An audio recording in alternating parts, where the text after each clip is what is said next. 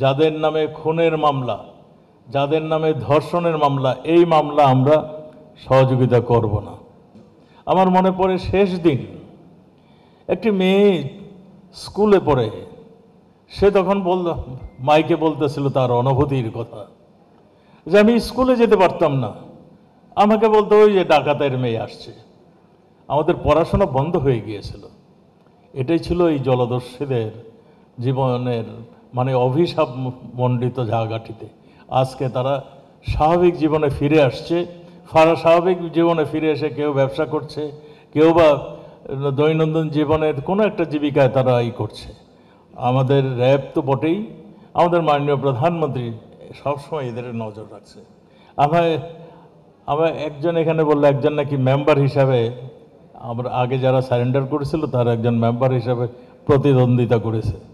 আবার চরমপন্থী, আপনাদের মনে আছে পাবনাতে প্রায় 600-র অধিক চরমপন্থী সারেন্ডার করেছিল। সেটার লিড এজেন্সি ছিল NSI। সিরাজগঞ্জে এই যে আমাদের র্যাবের প্রধান, তার নেতৃত্বে সিরাজগঞ্জে সারেন্ডার করেছিল 300-রও অধিক। সেখানে এই যে চরমপন্থীর দল, তাদেরও সরকার সব ধরনের সহযোগিতা করছে। তাদের মামলা মোকদ্দমা, আমরা আগেই বলছি, যাদের নামে খুনের মামলা, যাদের নামে ধর্ষণের মামলা, এই মামলা আমরা সহযোগিতা করব না। এর বাইরে যেগুলো আছে, আমাদের ডিসি মহোদয় এখানে আছেন, এগুলোতে আমরা সহযোগিতা করব।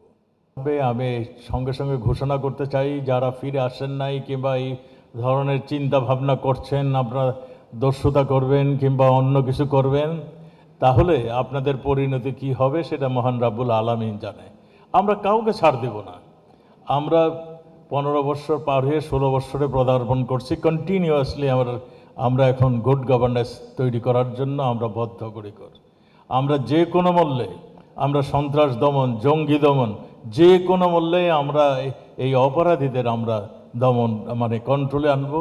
তারা যেন অপরাধ করার চিন্তা ভাবনা না করে, সেইটাই আমাদের প্রচেষ্টা থাকবে, আমাদের নিরাপত্তা বাহিনীর প্রচেষ্টা সেইটাই।